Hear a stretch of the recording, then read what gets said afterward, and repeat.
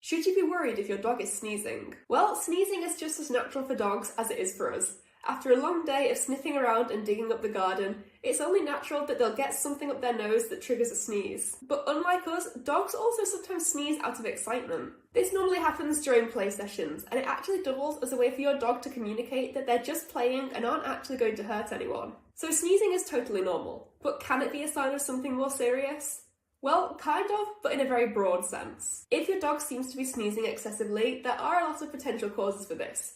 Anything from a blockage in the nose to a dental issue. It could also signify an allergic reaction in your dog, since dogs can have allergies to things like pollen, dust, and certain foods. To figure out if your dog's sneezing is worrying, look for any other strange behaviours or appearance changes, since it's very rare for sneezing to be the only way an illness manifests itself. Does your dog sneeze a lot?